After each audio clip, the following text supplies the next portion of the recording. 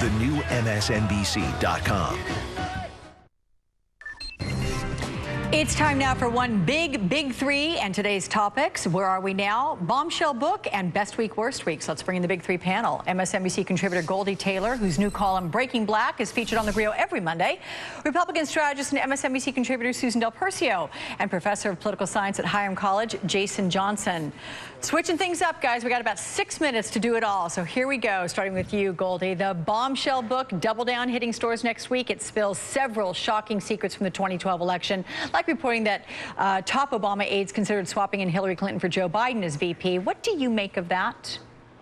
You know, I make of it that it is that season again. You know, when we get to the last few years of the president's last term, then it's time to put out those campaign books. Listen, there are a lot of people who have axes to grind and many people who have seeds to sow. You're going to see both come out in this book. In terms of whether or not Joe Biden was going to be swapped out for Hillary Clinton, who knows if it was ever seriously considered. I know because of the people I talked to contemporaneously to that time that it was something that was under consideration in the White House. Whether that was in the inner circle, I think, is another question altogether. This book deserves a good read.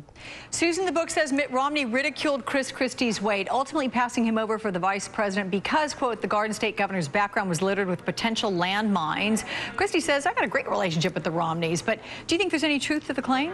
I think there probably is some truth to that. I think there were health concerns when it came to Governor Christie, which were probably unfounded.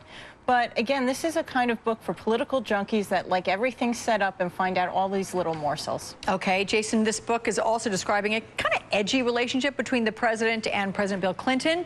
The book saying that President Obama told an aide, quote, I like him in doses. What do you make of these revelations? I completely believe it. Remember the last Bombshell book where Bill Clinton supposedly said a guy like Obama would have been serving them coffee in the 80s when he was trying to get Ted Kennedy's endorsement? There is no surprise that there is no love lost between Barack Obama, Bill Clinton, and their camps. It's going to be a very, very funny campaign in 2016 when he pretends he likes Hillary. So none of that is the least bit of a surprise to me.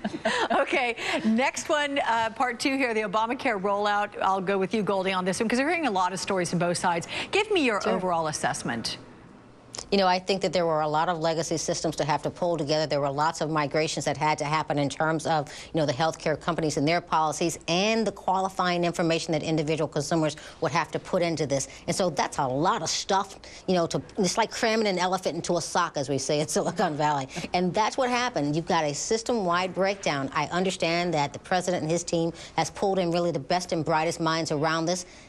The fact of the matter is, this is going to get fixed. People are going to get the health care that they need in the coming days. I'm going to be one of those people who gets to sign up before the deadline comes and goes. And so I think we're going to be talking about this for a little while longer until it gets fixed, and then we're going to be on to something else. Okay. Jason, when you hear people complaining about Obamacare and about wanting to keep their old plans and not being able to, what's your response?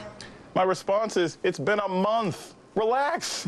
It's a brand new policy. I mean, I think first and foremost, to be perfectly candid, we don't hear enough from the actual people out there who are without health care. A lot of the complaining is coming from people who are perfectly comfortable, who already have health care coverage. But I also think this is a brand new program. We have to see how it rolls out. There were always going to be problems with it. Republicans and Democrats have mentioned it. But to absolutely scuttle everything because it doesn't roll out perfectly in a month, if we did that, half the things that we've accomplished in America never would have been done. You know, Susan, in today's Republican address, we have Senator Dan Coates saying the GOP is not going to stop fighting to get rid of Obamacare, but this is the law. Obamacare is not going anywhere.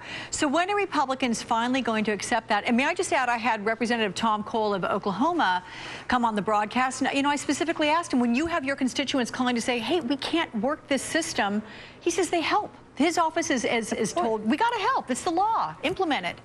That's 100% right. And the fact is that Obamacare, even though it's been a horrible rollout, which Democrats and Republicans agree, absolutely horrible, it is the law. It will be implemented. You're not going to take away people's health insurance who've already enrolled. Yes, there's going to have to be modifications and tweaks to it, but the Republicans are not going to be able to repeal it. They need to seek to replace certain parts of it. But most important is that the president really had a rough ride on the rollout with these words.